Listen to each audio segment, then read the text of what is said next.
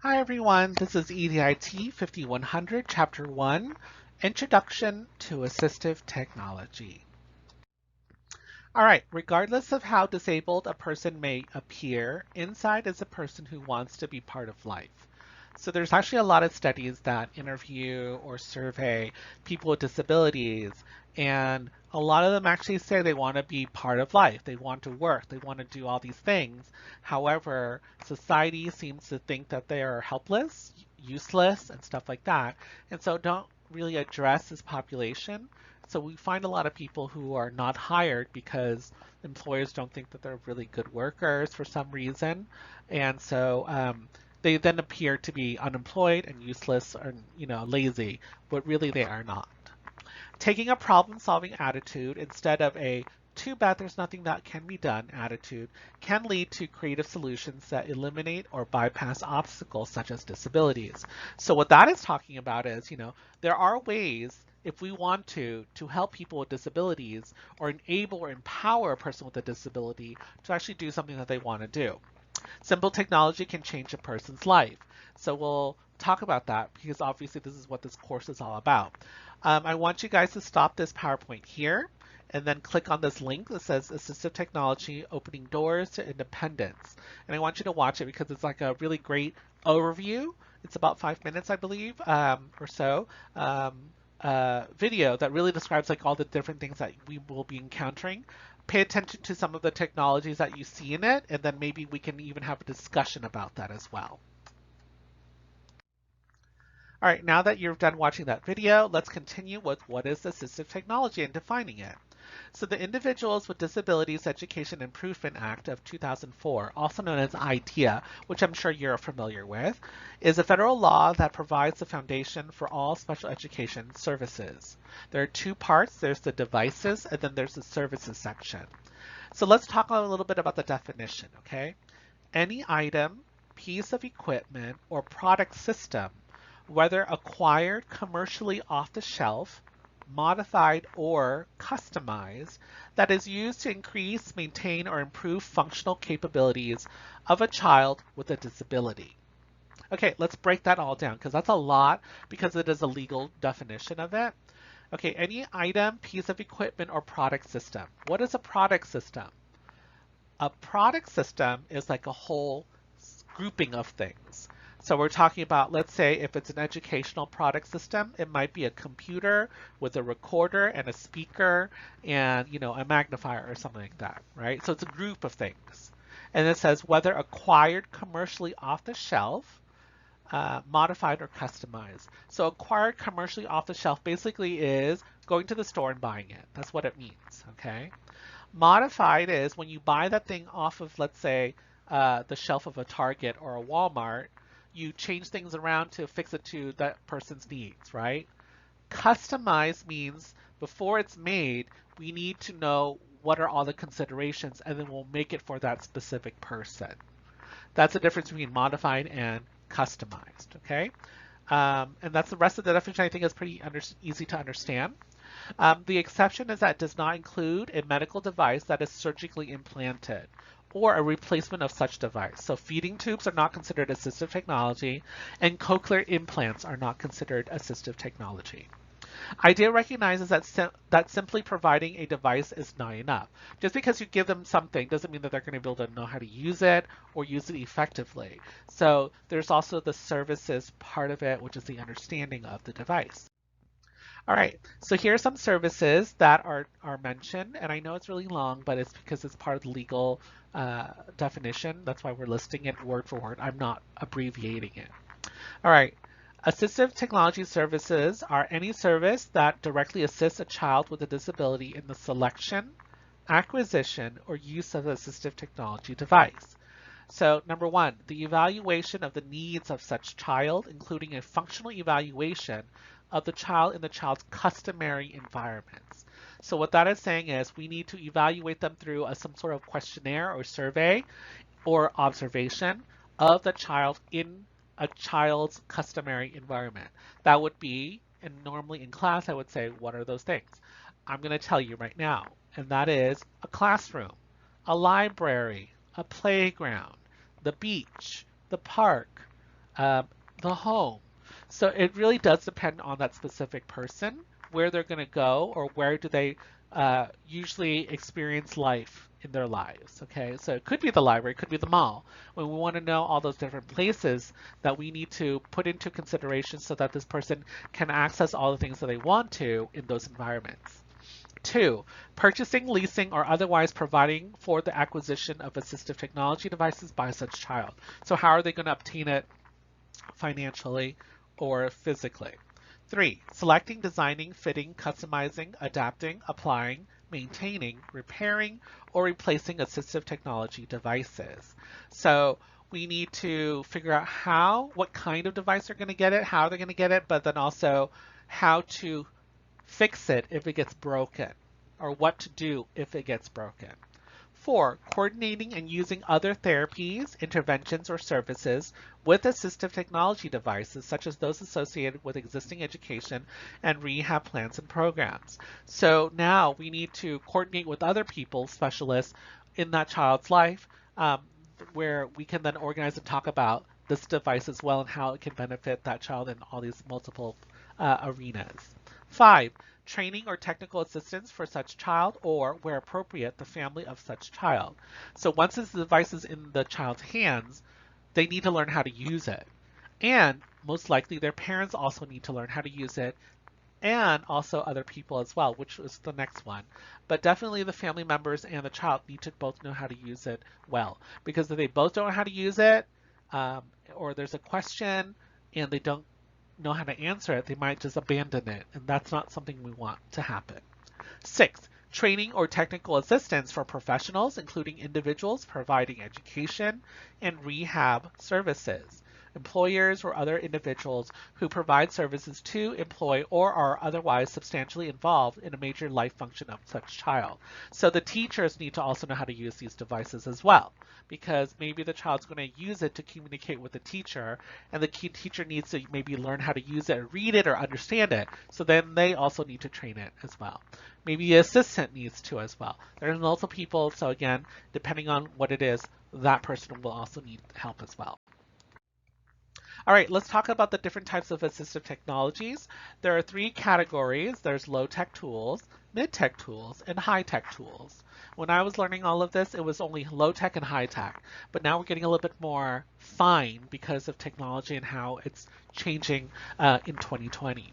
All right, low-tech tools would be such things as pencil grips. So you can see in that illustration right there, it's kind of like a little gummy thing or a Play-Doh-y thing, rubbery thing that you can attach to a pencil that helps a person hold it if they don't have fine motor skills.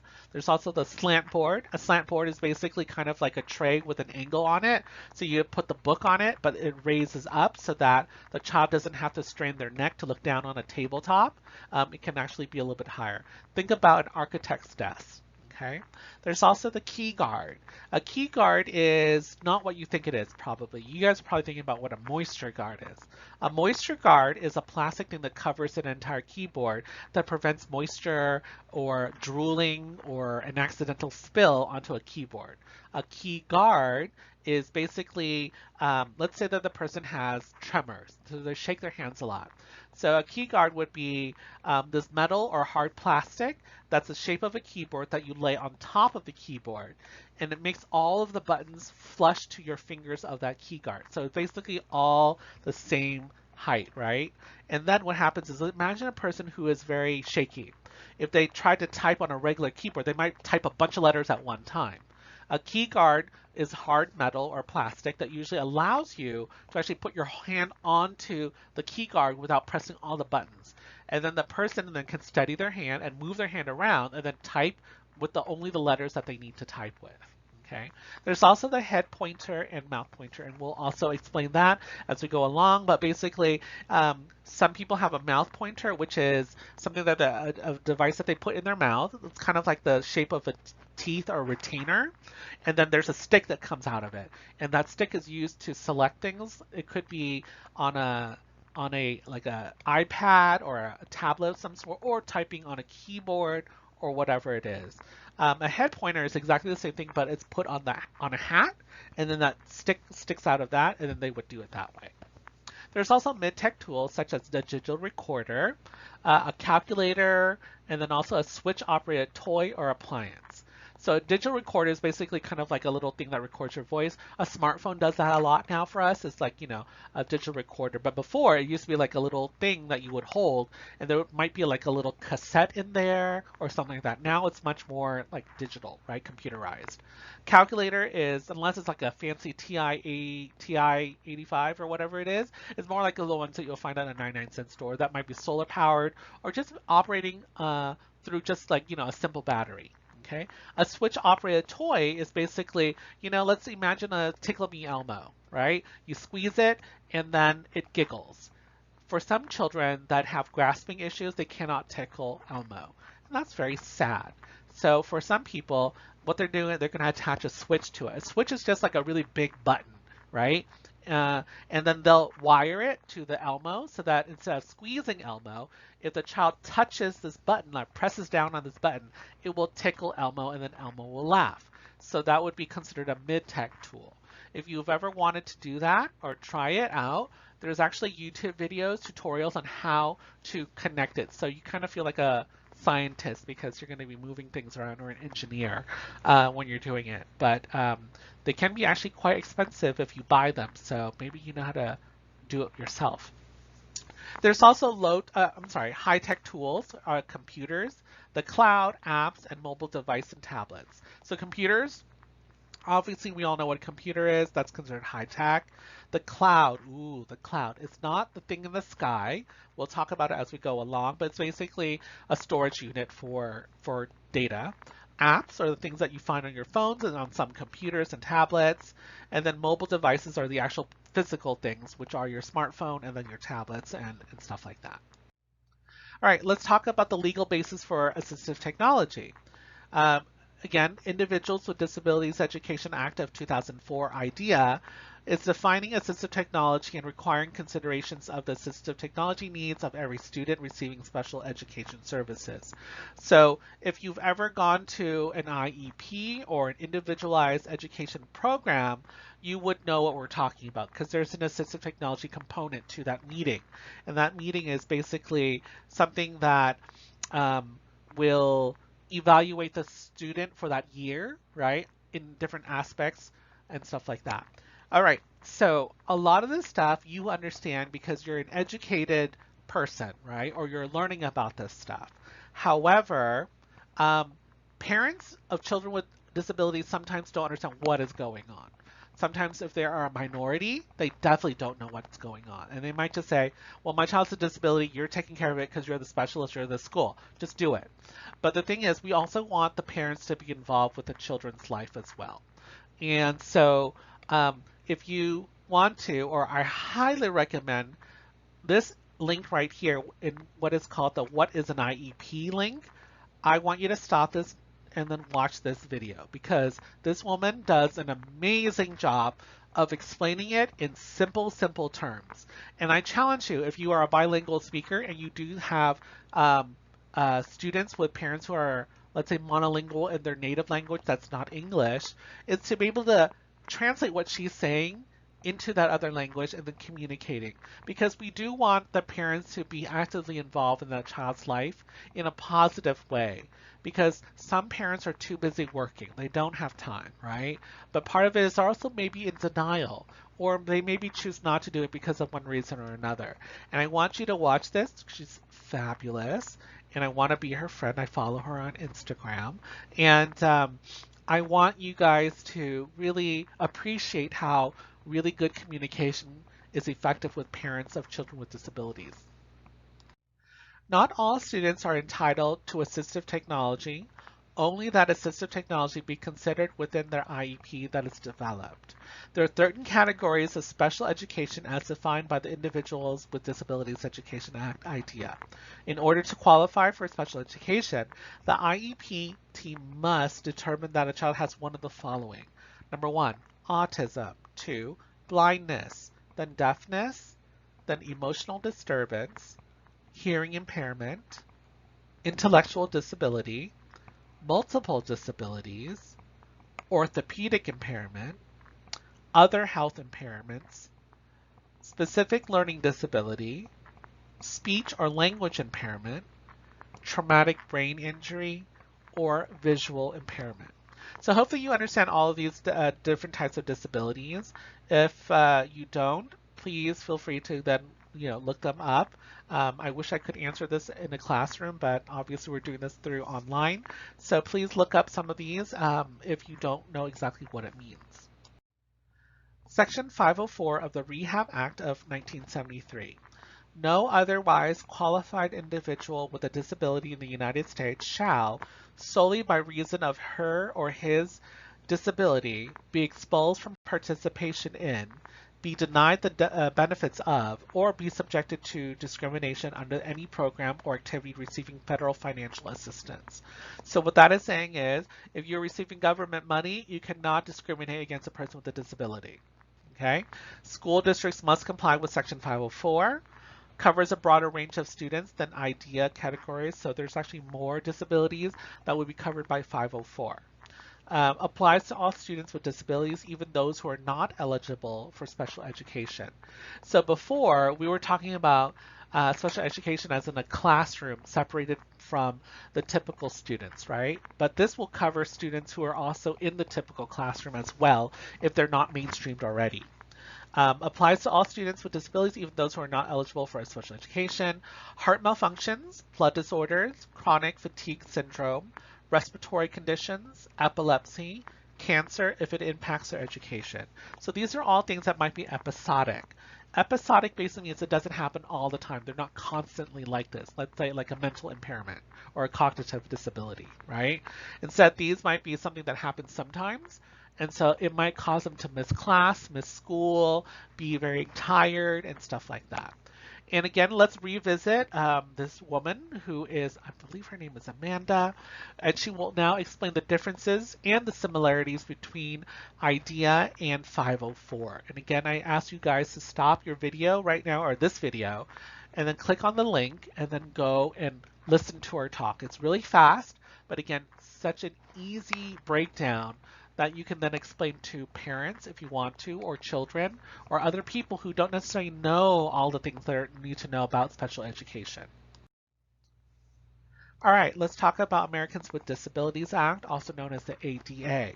Civil rights protection to public places, educational institutions, places of employment, transportation, communication services, whether or not the institution or business receives federal funds. So the ADA protects all the other things, not necessarily just things that talk about disability and receiving federal monies.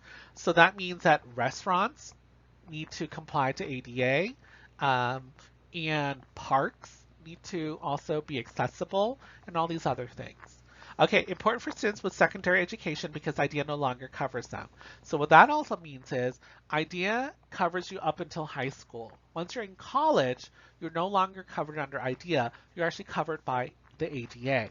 So we have an Office of Students with Disabilities, and they apply ADA laws to make sure that the students with disabilities are being protected and then also serviced in the way that's most appropriate for this one. All right, Section 508 of the Rehab Act, having access to information technology. So if you need technology access, you should be able to have it. Websites and computer systems accessible to people with disabilities. So we also need to make sure that websites are accessible. Unfortunately, websites are not always accessible because most of us in this world don't know much about disability, let alone designing a website that is accessible to a person with a disability, because each person with a disability might have different needs, right? And so then it needs to be much more accessible. And that's why sometimes you'll see government websites that are very easy and basic looking, is because it doesn't have all those complicated stuff because it wants to be able to reach all people with disabilities. And sometimes a computer program that's too fancy or too active or crazy or loud is actually distracting to a person with a disability. Okay, and then we also want to purchase only those equipment items that provide such access. So let's give you an example in the college is that when you, let's say, watch a video, we need to make sure that that video is also closed caption. So a person with a hearing impairment can read what is being said by the characters in the video of whatever it is, right? Also applies only to federal agencies, but has indirectly affected other agencies. What that is saying is, let's say that the school is the agency that's federal, right? So it says we must have videos that have closed captioning. That will now affect the video company that we're buying those videos from because they have to do it, right?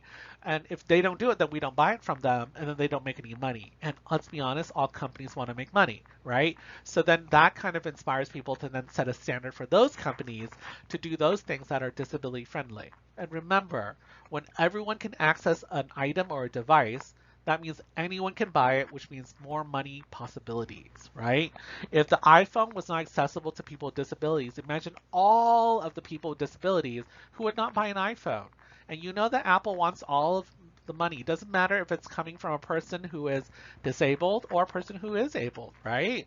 I just want the money too, right? I don't care where the money's coming from.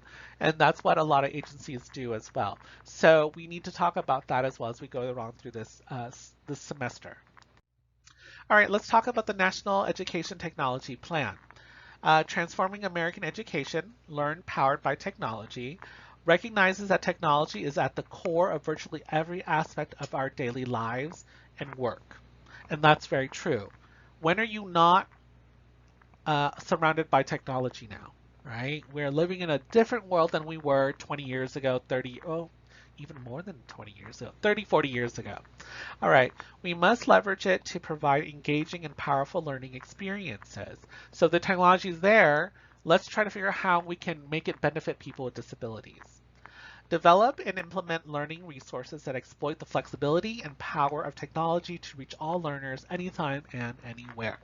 All right, Universal Design for Learning, or also known as UDL, are experiences that can also be accessed by learners who have been marginalized in many educational settings.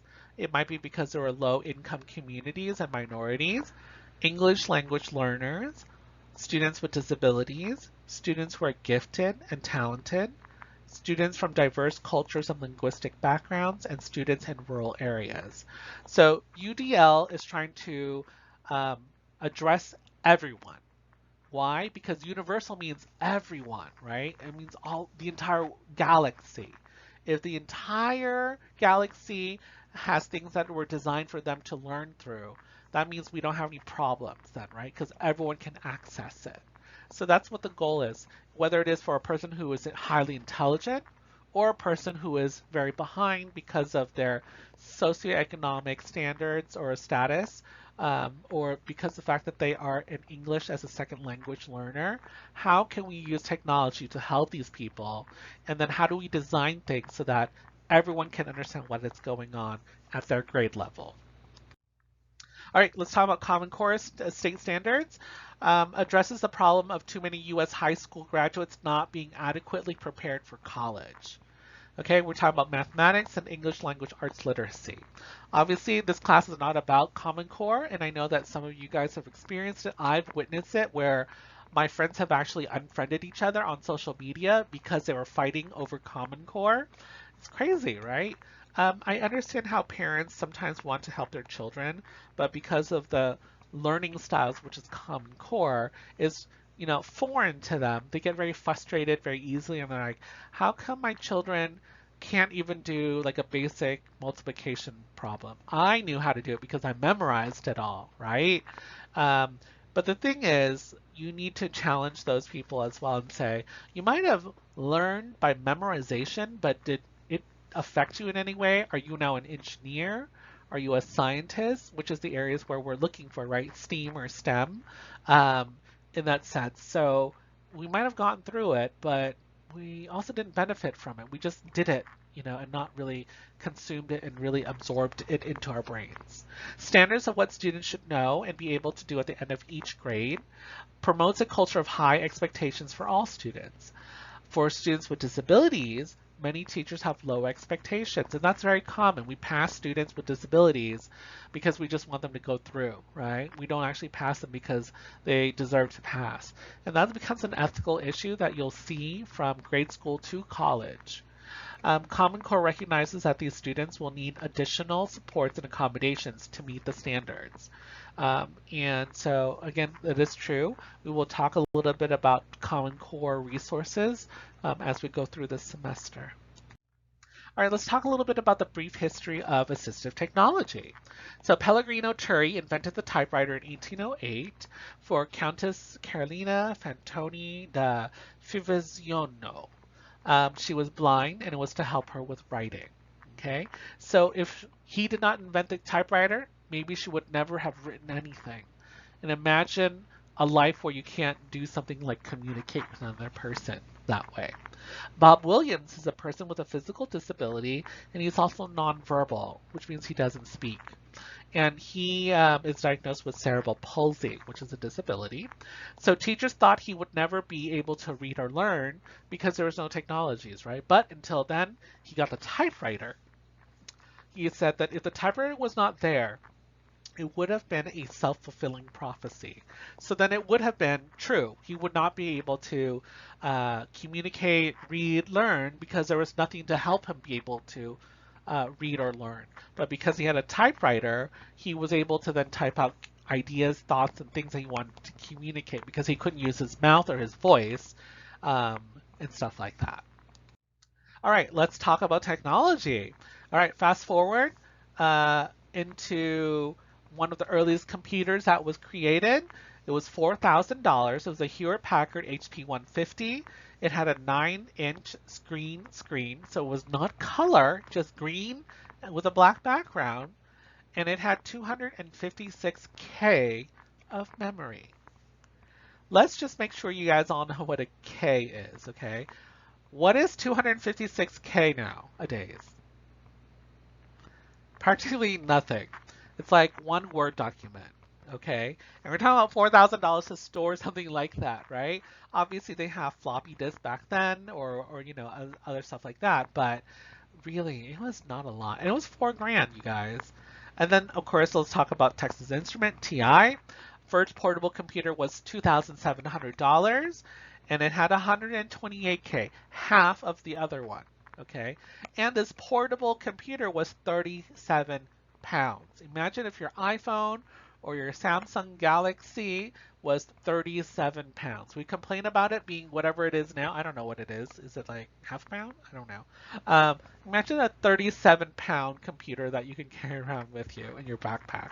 Ridiculous, right? We laugh at it because it's funny. And we're really grateful by the fact that technology gets smaller and smaller as the years go on. All right, let's talk about some statistics. In 2011, there was a longitudinal study that discovered that 8% of 300,000 students with high incidence disabilities reported receiving some kind of assistive technology in the previous year. So only 8% of 300,000 students received some kind of help with technology in the previous year. And as we talked about in the previous slides, is that technology can actually help you communicate and be successful in life, but only 8% with high incidence disabilities report receiving anything in the last year. In 2014, a study said that fewer than 1/3 of responders reported that students with disabilities used assistive technology on a daily basis to access instructional materials. So fewer than 33% of respondents in this study say that they used technology to help them get the information that they needed, which is still very low as well, 33%, less than 33%. The challenge is to get technology to students with disabilities and getting technology used effectively.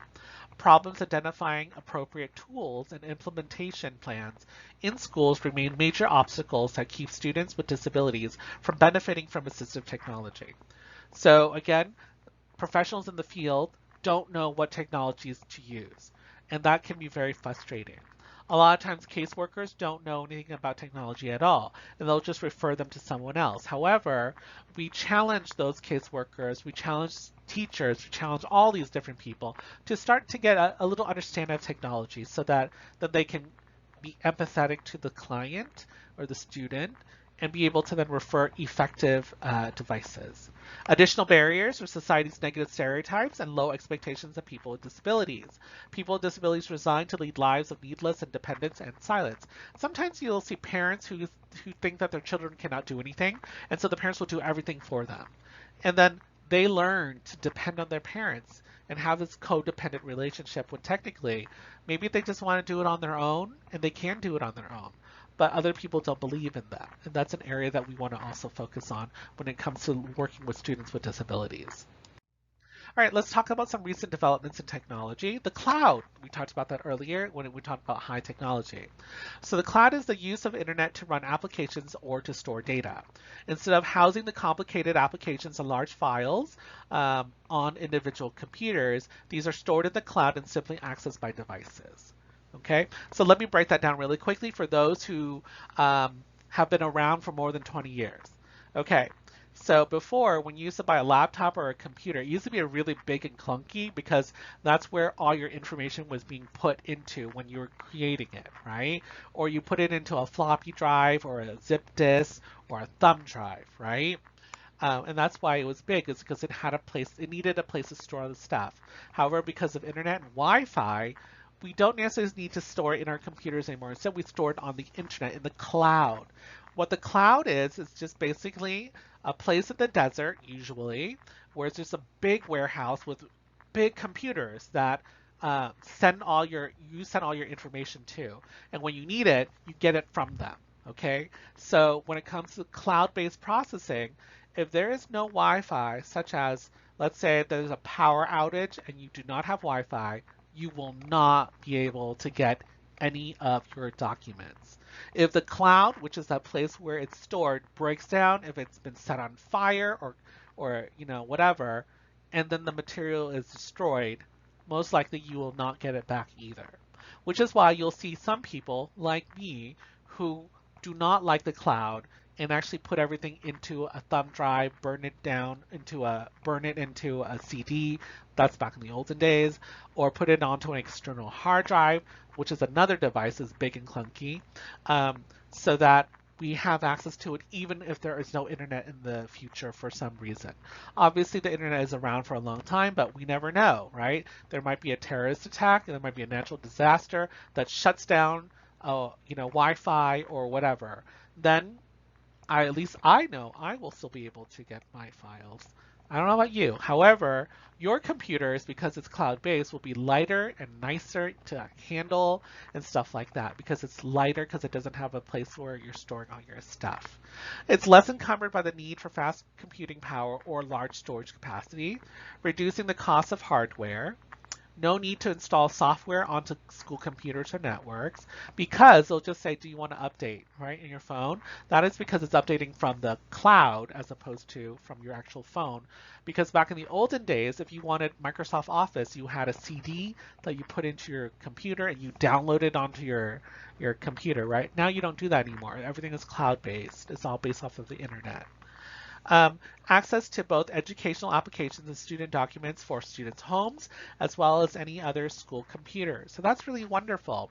Most of the times, the basic amount that people do use isn't a lot, so you don't have to pay for storage. But if you are part of the iCloud, let's say for Apple, after 5 gigs, you do have to pay every month because, they're not just going to fund that cloud for free for you guys, right? They want to make money off it, and they want to make money off of you for the rest of your lives. This is why they want you to put everything in the cloud so that you don't have to buy an external hard drive or whatever. And then you're like, well, I don't want to lose any of this stuff, so I better pay $10, $20, $3, whatever it is per month for the rest of your lives. All right. A student with learning disabilities who needs to use text-to-speech technology to edit his writing assignments can have access to the text-to-speech app both in the classroom and from his home computer where he typically writes his papers. So because let's say that there's a computer at home and a computer at school, the child doesn't actually have to even carry the computer from school to home or home to school because as long as they log in, they can connect to the internet and the internet can connect to the cloud, then they can receive those information or retrieve those information. Applications can be upgraded by developers without requiring schools to install new versions or re-image their computers.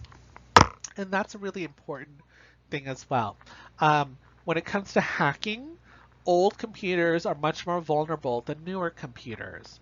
We're talking about hospitals or schools. Usually the computers are older than everyone else's computers because it's expensive to always buy new ones, right? And before you would have to again, like I said before, because they're older computers, you might have to download certain types of software into the computer to do it, and it might have to be manual or whatever. However, the newer computers, because it's all done through digital, the cloud, and it's web-based and stuff like cloud-based, you can do it really fast. That's why older computers are vulnerable when they don't have virus protectors. However, our phones, every couple months, most likely your phone says there's a new update for you, right? And that's because it's battling viruses along with a bunch of other things as well. All right, let's talk about some of the acquiring of the technology, which is like Chromebooks. Chromebooks are super light. When I first saw them, I'm like, oh my gosh, this is amazing. It's only a couple $100. Some of them are actually even cheaper, like under $100, and it's fantastic. However, when I realized that without the internet, it's kind of useless or very useless compared to, a regular laptop, I didn't want to buy one. However, schools are using it because it is accessible, it's cheaper, it's lighter, and all that wonderful stuff. So then it becomes very beneficial for other people. Again, I'm talking from an older person who's grumpy, right? So bear with me as I go through this lecture with you guys. Let's talk about smartphones and mobile devices with touch interfaces, which is what all of you guys are now familiar with. No need to memorize any commands or keyboard combinations like on a laptop or a computer, like Control S or anything like that. We can just touch it and then it'll say save or not save, or it'll say it on the upper right-hand corner or whatever it is. No mouse or trackpad to learn how to use. Which is something that you might take for granted, but a person with a disability might not be able to use a mouse or a trackpad very easily, right? But a touchscreen is a lot easier to use. Touching with a simple point is a lot less complicated than typing with a keyboard. Learning curve is much faster than with conventional computers because the questions are all there. It'll ask you. It doesn't have as much stuff, but imagine programming a computer. It's a little bit more complicated, right?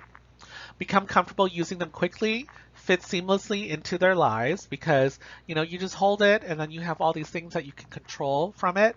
Some of my friends control their entire homes on their computers or on their cell phones right now. Like, I don't know, is it called Amazon Echo or whatever, where you can turn on the lights in your homes. You can watch the security cameras. You can lock the doors, unlock the doors, open the garage, and all these things. It's really insane how helpful it can be, right?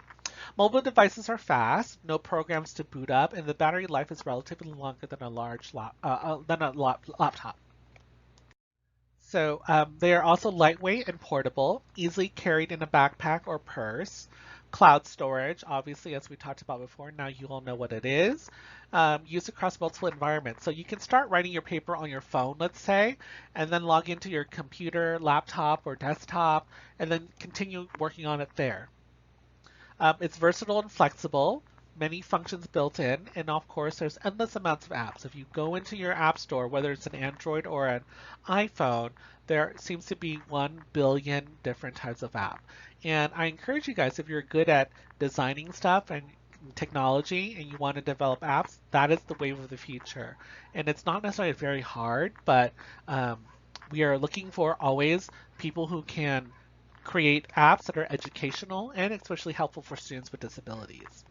There's no stigma attached to using them because everyone uses a smartphone or a laptop or a tablet, right? Some people with disabilities are reluctant to use assistive technology because they did not want to stand out from their peers. Sometimes the assistive technology devices that you see that the child uses, it's not an iPhone or an iPad or a tablet of some sort, but this weird device or this attention-getting device. It stands out, and then people start to stare at them, right? So something like an app that can be used on the phone and then it becomes almost seamless. No one will know that they have a disability. It's something that they probably would be very happy to use. All right, apps increase the use of student motivation, concentration, engagement in learning activities. Again, like I said before, if you are an app developer or want to be an app developer, that would be fantastic. Decreases in reliance on adult prompts because let's say an app will say, hi, Are you ready to start this game? Okay, what you're going to do is you're going to choose this. Let me know when, and then the person can do it. And then it might say something like, okay, well, let's do this now, right? So this then requires no one else besides the child and that device because it doesn't need a teacher or an adult around to guide them through all the different steps. So it's actually, it decreases the reliance on adult prompts. And then also increases independent work because when you're doing it by yourself, you're learning how to do this stuff. You're not always constantly asking questions or needing another person to help you. The next thing I have on here is a link to a thing called iPads for Special Needs.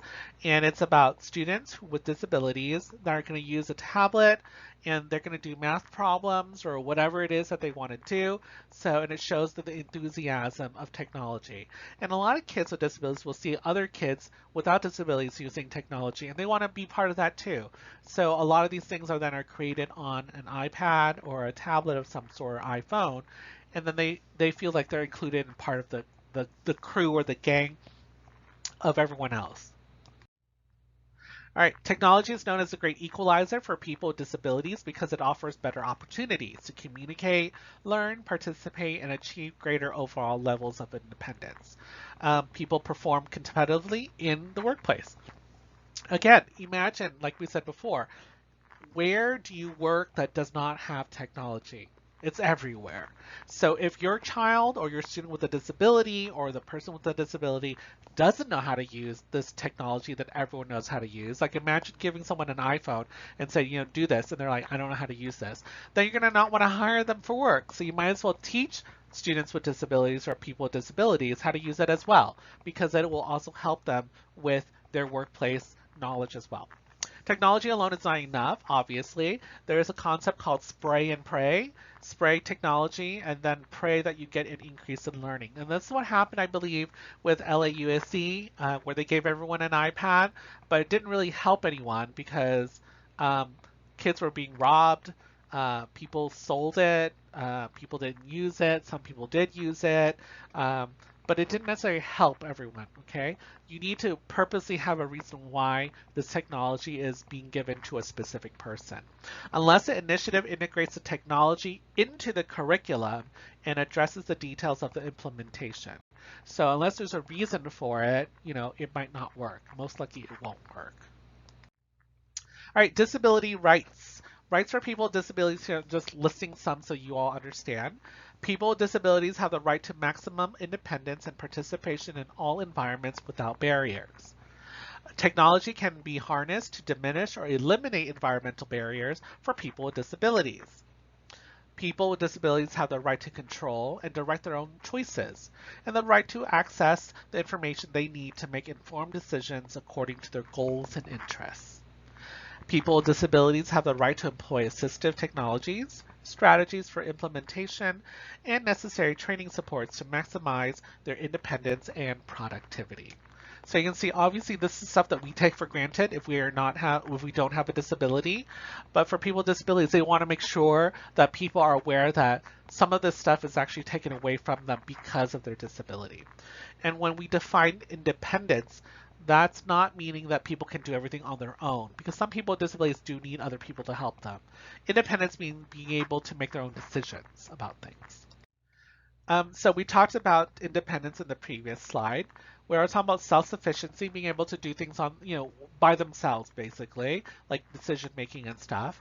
Personal choice, making these decisions on their own because they want to, not because another person's influencing them. Participation, so being able to be involved in something, right?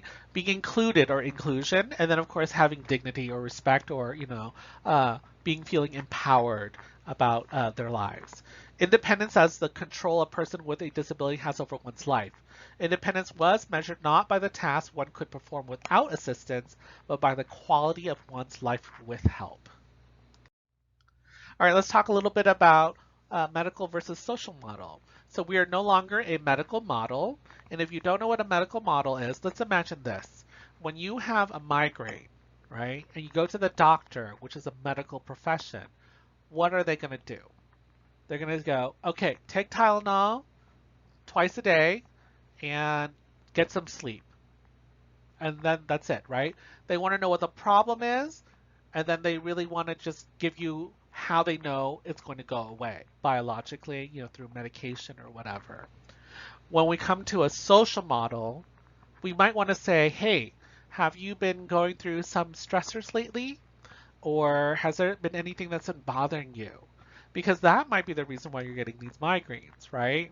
So a medical doctor doesn't really need to talk to you about, the whys and stuff like that. But a psychologist or a counselor will want to know, and then, or a teacher will want to know, because we want to really address the root of the problem, not just the problem and the physicality of it, which is the migraine or whatever, but try to talk it all out. Relies on experts to diagnose a problem and then prescribe a treatment, like we said before.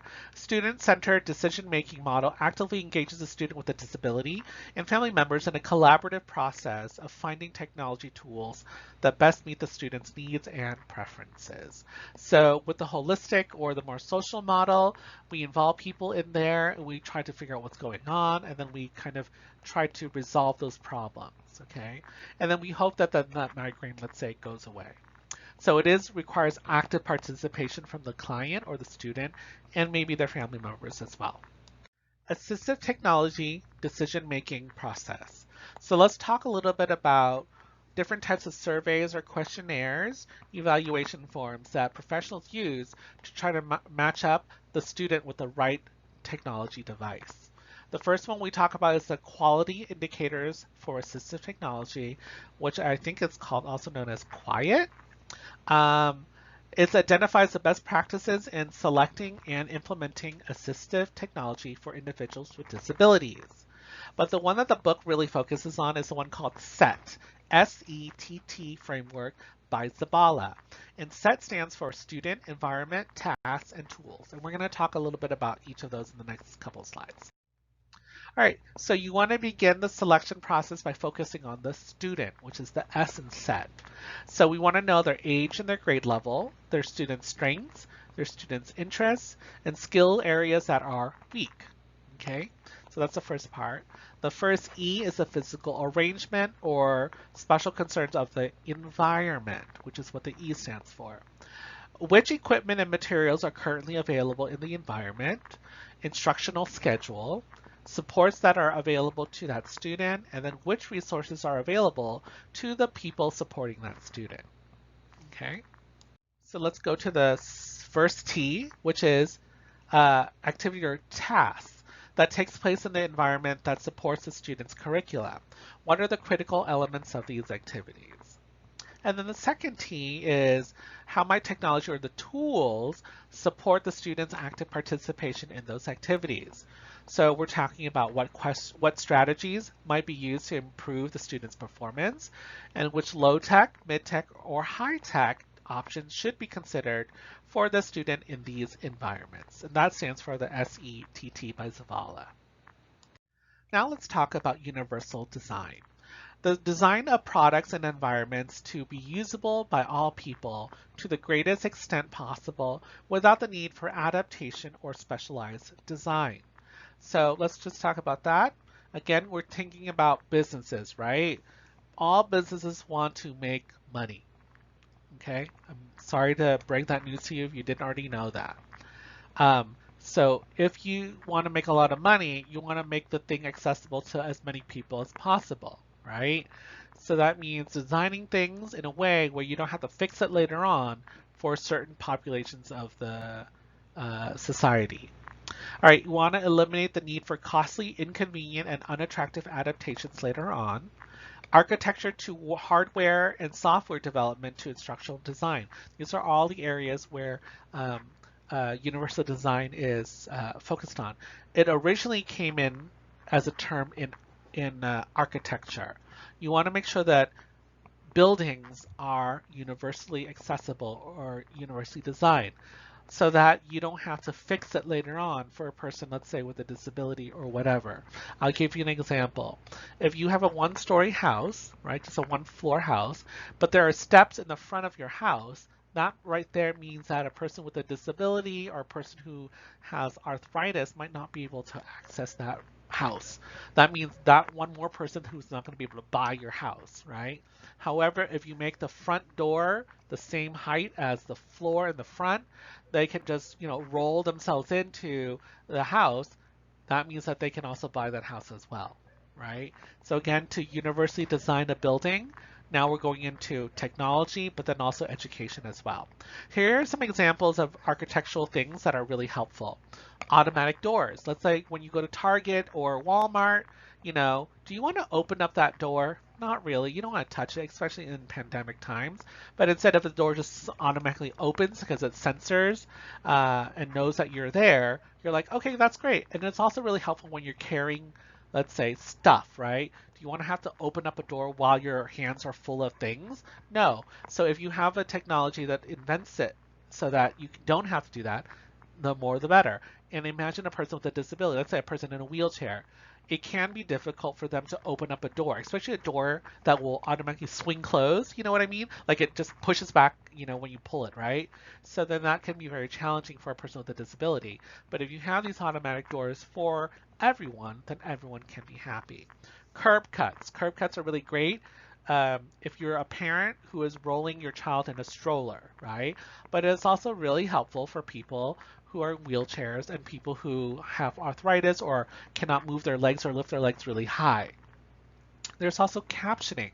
So captioning is really important for people who are deaf because they might not hear or they will not hear what is going on through their ears. So by reading the caption, then they understand what's going on. But captioning can also be really helpful for an English language learner or for some people who just like to have the captioning there for them. All right. Also, we talked about it's about money, right? It's about making money. So we want to encourage everyone to do everything universally accessible so that you can make the most amount of money. There's also flexibility. There's variations on precision, accuracy, and speed of computer users. So again, we want to let you know that not everyone uses a computer in the same way. Some people cannot use a mouse, some people cannot use a trackpad. So how do we make it so it's much more universal? And that's what touchscreens tend to be a lot more accessible.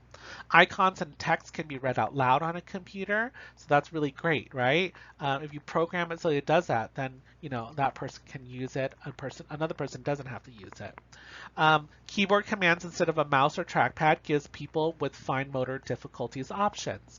So when you are able to press certain buttons or be able to verbalize it, that's helpful for everyone. Okay, imagine like you're trying to save a file, but for some reason you saved it wrong, right? So then you try to do it, and then it'll go bing. Then oh, there's something wrong, and that you as a person with a disability knows that, but also a person who is blind can hear that bing and then go, oh, there's something going on right now, and then let me try to fix it. There's also larger icons that provide a larger target area for a person to click if they're using a mouse or a thing that's a little bit more difficult for them to go over fine little small details on a desktop. Slower mouse speeds. If your mouse moves too fast and you can't even see it, sometimes I can't figure out where my mouse is on my screen, so I'll shake it around a little bit. But you can also control the mouse so it's slower as well in the preferences. You can also adjust the speed of the voice of a person reading it to you. Just like you're listening to this right now, if you go on YouTube or you download the audio file, you can probably speed it up and you can hear me talk like a chipmunk. Gestures as shortcuts. Again, when you move your fingers around on a touchpad or on a like a smartphone or a tablet, it's easier to do that than it is to operate a keyboard. It helps you with listening to ebooks, but then also you're allowed to increase the contrast if you need to when you're reading something. Again, if everything is designed so that you can do all these things, anyone can control these and make those options and choose them to incorporate into their lives. All right, draws on the concept of universal design and architecture, like we said before, and combined with brain research on how students learn. So there's been a lot of studies on how students learn. Some students learn visually, some learn audibly, some learn through experience or tactile. So we want to address those things when it comes to accessibility. And thank goodness technology has been able to help us export those things. So let's say we have a digital file, we can then make that file and feed it into a refreshable Braille machine. So then a student reading Braille can actually access that materials as well. We don't have to go out and try to make a Braille thing for this person. Because of technology, that person now can use another piece of technology to access that materials. Again, digital files are probably the most important thing. Auditory learners, visual learners, difficult to engage or motivate. Again, by doing all these different types of things, you're able to motivate and include them in and catch their attention. And of course, students with disabilities will greatly benefit from universal design as well. And that is it for this chapter.